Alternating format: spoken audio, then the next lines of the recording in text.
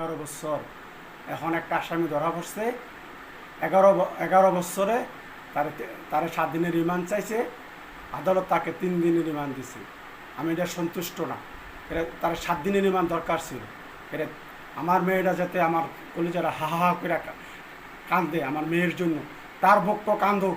তে যে মানুষ হত্যা করলে কি হয়, তারা না খালি তে না খালি এই আসামি না খালি আরও তার সাথে আরও আসামি আছে। সার্জেন্ট জাহিদ, সিপাহি জাহিদ, তারপরে কমান্ডারের বউ, জিউসির বউ, তারা আমার মায়ের চুল কাটছে। আমার মায়ের চুলটি কে কাটছে? একটা মহিলা ছাড়া কোনো পুরুষ লোকে একটা মহিলার চুল কাটতে পারে না। বর্তমান 16 সালে যে কমান্ডার ছিল, যে জিউসি ছিল, তার বউ, তার জিউসির বউ, কমান্ডারের বউয়ে আমার মেয়ের চুলটি কাটছে। এটা আমার বিশ্বাস, এটা আমার জানা। এছাড়া আমি আর কারোর অবিশ্বাস করি না। তারাই আমার মেয়ের চুল কাটছে, তারা আমার মেয়েরা মারছে।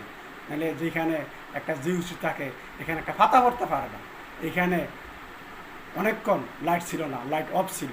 কমপক্ষে 4 ঘন্টা 5 ঘন্টা লাইট অফ ছিল, 5 ঘন্টা লাইট অফ ছিল। এরপর বিদ্যুৎ থাকে না। এখানে ক্যামেরা ছিল, ক্যামেরা নাই। যেখানে সেনা কল্যাণ ওইখানে ক্যামেরা আছে, ক্যামেরা বেলে নাই। কী বলবো, তখন তো কোনোই করে নাই, তখন কিচ্ছু করে নাই।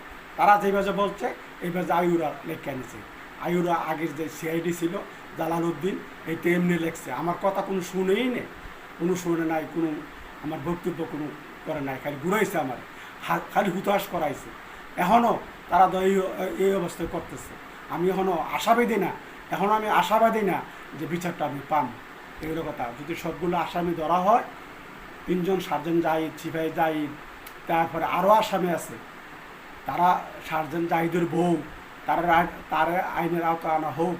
আমার অকুল আবেদন সরকারের কাছে, মাননীয় প্রধানমন্ত্রীর কাছে। মাননীয় প্রধানমন্ত্রী বলছিল যে আমি যদি কোনো দিন ক্ষমতা পাই, তখন মাননীয় প্রধানমন্ত্রী কোথায় ছিল? লন্ডন ছিল। লন্ডন থেকে বলছিল যে আমি যদি কোনো দিন ক্ষমতা পাই, তাহলে আমি তনু হত্যার বিচারটা আমি দেখব, আমি করব। আমি এটা আশাবাদী মাননীয় প্রধানমন্ত্রীর কাছে।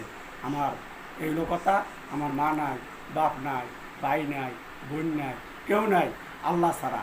আমার একটা বিশ্বাস, মাননীয় প্রধানমন্ত্রী আমার এটা দেখব, আমরা এটা সুবিচার করব। আইনের আওতা যে হোক, আইনের